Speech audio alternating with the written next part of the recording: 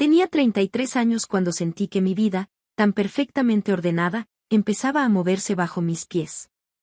No por mí, sino por él, mi hijo adoptivo, aquel muchacho tímido que llegó a casa cuando tenía apenas 12 y que, con el paso de los años, se convirtió en alguien a quien quería más de lo que jamás hubiera imaginado. Su mayor cambio llegó ahora, a los 18, cargado de silencios, miradas esquivas y un aire de distancia que me dolía reconocer. Aquel día todo comenzó con un sonido de puerta mal cerrada en el pasillo. Caminé para comprobar si había corriente, y sin querer, vi algo que no esperaba ver, un momento de intimidad suya, un instante humano, vulnerable, torpe y real. Cerré la puerta con suavidad antes de que él notara mi presencia. Me quedé allí, con el corazón acelerado, no por lo que vi, sino por lo que significaba. Él estaba creciendo, cuestionando su cuerpo, su identidad, su papel en el mundo, y yo seguía viéndolo como ese niño de ojos grandes que buscaba mi aprobación. Todo el día di vueltas por la casa con una incomodidad extraña. No se trataba del hecho en sí, sino de lo que despertó en mí como madre. Me di cuenta de que llevaba meses evitando conversaciones importantes con él, sobre el cuerpo, la independencia, las emociones, el miedo a la adultez. Habíamos vivido tantas cosas juntos, su adaptación a la escuela, su primera crisis de amistad, su miedo a dormir solo, su rabia contenida por no tener una familia normal, que creí que nuestras charlas profundas ya estaban hechas. Pero no. Yo lo observaba crecer, ensimismado, encerrado en su habitación, evitando el contacto visual, tragando pensamientos que jamás decía. Esa noche me quedé en la cocina preparando té, solo para tener una excusa cuando él bajara a buscar comida.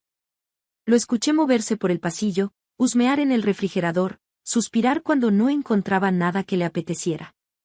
Él no sabía que lo había visto en aquel momento tan íntimo, pero su actitud con el mundo era exactamente la misma: esconderse, cerrarse, atravesar su transición a la adultez en soledad. Y yo, como su madre, sabía que eso era lo peor que podía permitir. Decidí que hablaríamos. No sobre lo que vi exactamente, sino sobre lo que representa la vergüenza, los cambios, las emociones. Así que cuando entró a la cocina, fingí sorpresa. ¿No puedes dormir?, le pregunté con tono suave. Él se encogió de hombros, bajó la mirada y murmuró algo inentendible. Abrí el cajón, saqué otra taza y serví té para ambos. Lo invité a sentarse. Él dudó, como siempre, pero finalmente se dejó caer en la silla con un aire derrotado. Lo observé un largo rato. Era un joven alto, algo desgarbado, con la mirada hundida en algún punto imaginario del suelo. Me pregunté si se sentía aceptado, si entendía que en esta casa era amado, incluso cuando se equivocaba, incluso cuando sentía cosas de las que quizás se avergonzaba. Me pregunté si alguien le había enseñado a hablar de sí mismo o si su silencio era una herencia invisible de su vida antes de llegar a mí. Te noto distante, le dije despacio. Sé que estás creciendo, cambiando, pensando mucho. No tienes que hacerlo solo. Vi cómo sus labios se apretaban, cómo tragaba saliva, cómo su cuerpo entero se tensaba. Por un instante pensé que se levantaría y huiría a su habitación, pero se quedó. Eso fue mi primer alivio. No es nada, murmuró sin convencer ni a él ni a mí. Le conté entonces algo que nunca le había dicho, que yo también fui una joven llena de vergüenzas y secretos, que también sentí miedo de decepcionar, que también oculté partes de mí. Le hablé de mi adolescencia como si hablara de otra persona, solo para que él pudiera ver que no estaba solo en sus confusiones. Él escuchaba, o al menos no escapaba. Eso era más de lo que había obtenido en meses. La conversación fue lenta, fragmentada, llena de pausas.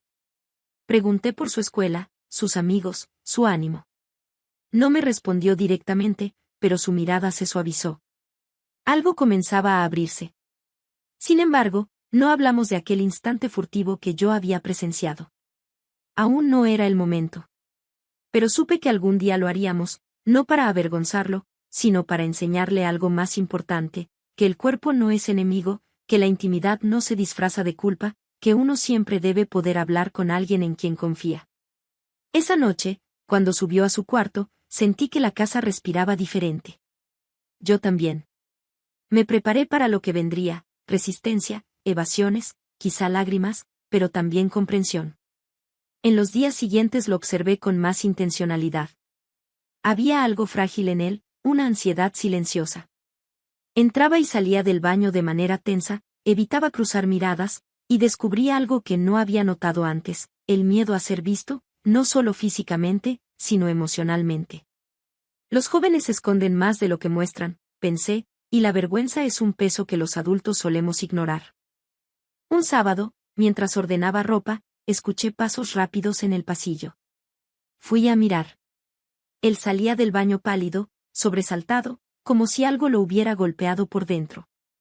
Me miró solo un segundo, y aquella mirada lo dijo todo, sabía que yo lo había visto aquel día, aunque no supiera cómo ni cuándo. Había conciencia, miedo, incomodidad. Ese era el momento. Lo dejé ir a su cuarto y esperé unos minutos antes de llamar suavemente.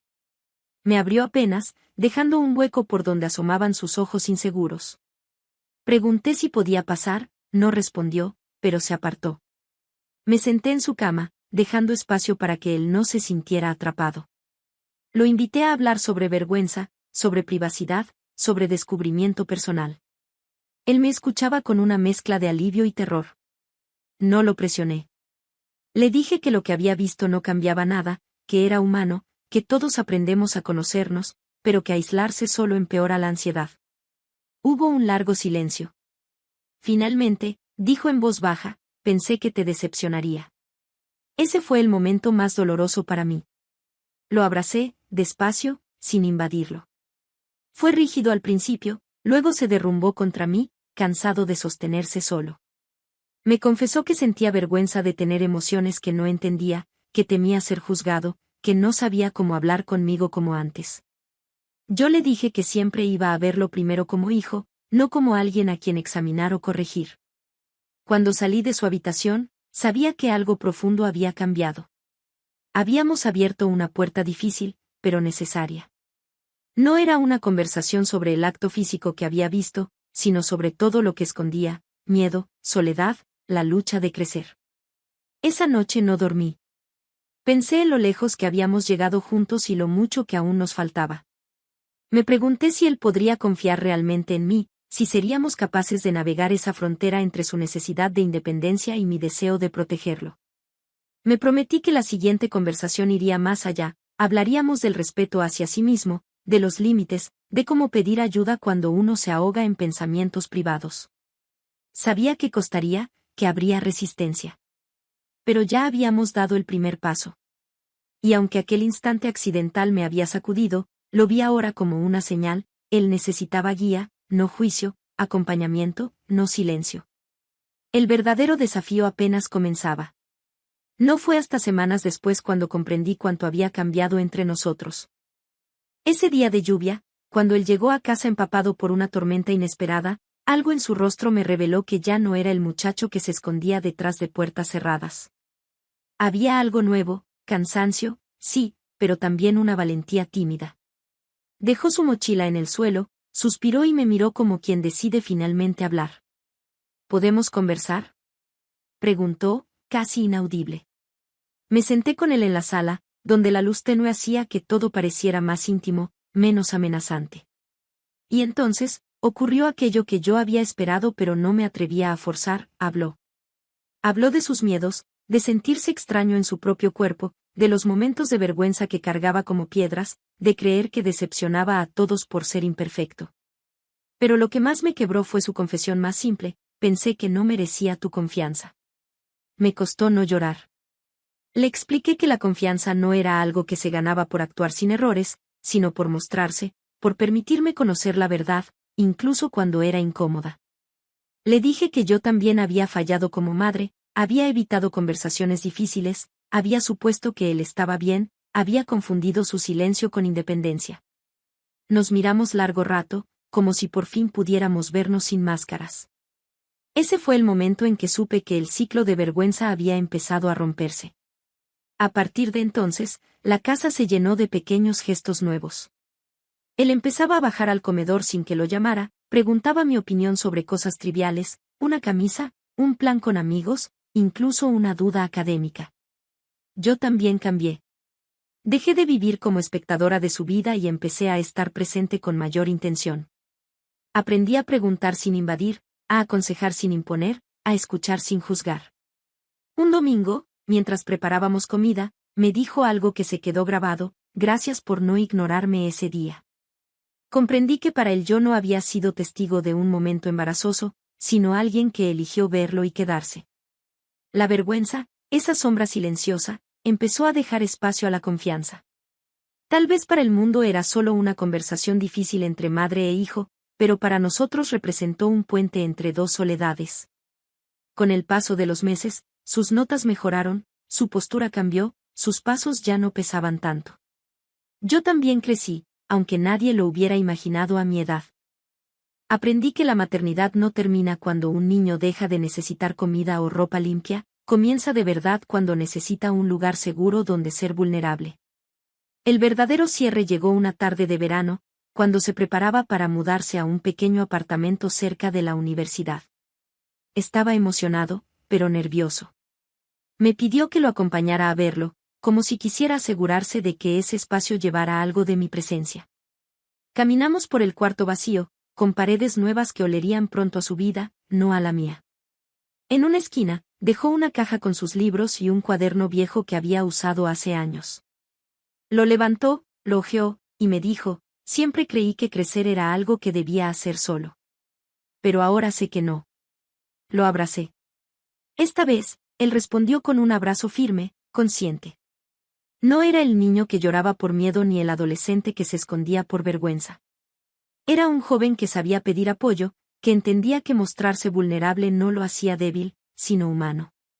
La mudanza terminó, y mientras cerraba la puerta detrás de él, sentí una mezcla de nostalgia y orgullo. Ya no vivía bajo mi techo, pero llevaba consigo algo más valioso que cualquier objeto: la certeza de que su historia no debía contarse desde la culpa, sino desde la posibilidad de hablar. Y aunque él ya no necesitaba que lo esperara en la cocina con té por las noches, yo sabía que si algún día llamaba a mi puerta, cansado, confundido, roto nuevamente, yo abriría sin dudar. Porque al final, descubrí que mi papel no era salvarlo de sí mismo, sino enseñarle que nunca tendría que enfrentarse solo a sus sombras. Ese fue nuestro verdadero final. No la conversación incómoda, ni la tarde del abrazo torpe, ni el día de la mudanza. El verdadero final fue entender que aquello que parecía un instante vergonzoso se convirtió en el origen de una relación más honesta. Ahora, cuando recuerdo todo, no veo la puerta mal cerrada del baño, sino la puerta que se abrió entre nosotros.